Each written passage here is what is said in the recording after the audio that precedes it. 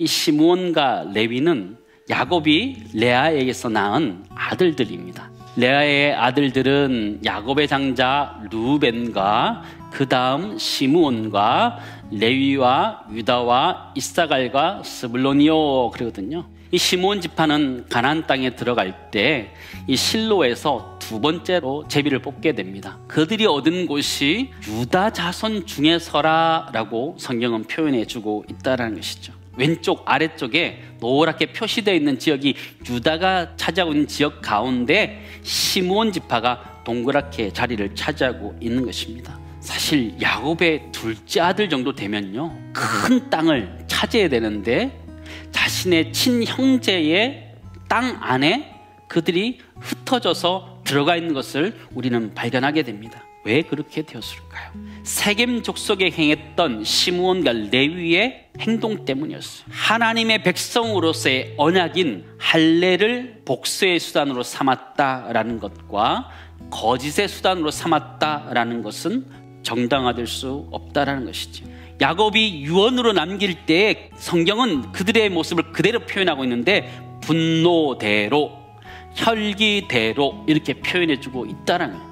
그들이 단순히 여동생의 아픔 때문에 복수를 했던 것이 아니라 자신의 분노대로, 자신의 혈기대로 복수했다는 것을 이야기해주고 있는 구절이라는 것이죠. 그래서 시므온이라는 지파가 가나안 땅에 들어갈 때 하나님께서 일부러 그들을 흩으셨다, 성경은 그렇게 해석하고 있는 것을 보게 됩니다. 첫 번째로 정리하기 원하는 것은요, 우리에게는 통제되지 않는 분노가 있을 수 있는데 그것은 사실은 신앙으로 통제되어져야 된다라는 거죠.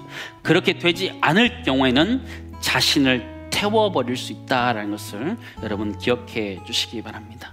시므온과 레위 두 사람은 똑같이 자신의 여동생의 그 사건 때문에 복수하면서 일어났고 그들이 모두 칼을 가지고 세겜 족속을 쳤던 사람들인데 그 결말은 완전히 달라집니다. 시므온 지파는 유다 지파 안에 들어가서 사라지듯이 없어지지만 레위 지파는 전 지파 가운데 흩어져서 거룩함을 드러내는 그 레위 지파의 역할을 하고 있는 것을 보게 되죠.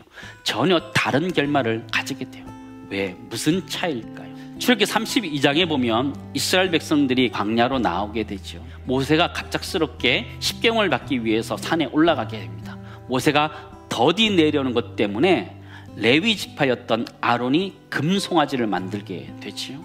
이스라엘 백성 가운데 하나님의 거룩함들을 드러내지 못했을 때에 모세가 그 거룩함을 지키기 위해서 일어나라 이야기했을 때 레위 지파만 그 칼을 들고 일어났습니다.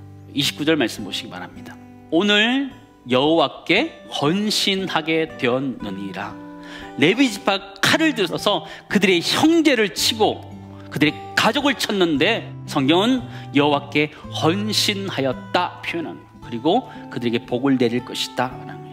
레위 지파는 이전에 있었던 분노의 칼을 내려놓고 하나님을 위한 헌신의 칼을 들었음을 성경 우리들에게 가르쳐주고 그것이 그들에게 복이 되었음을 가르쳐주고 있다는 것이죠.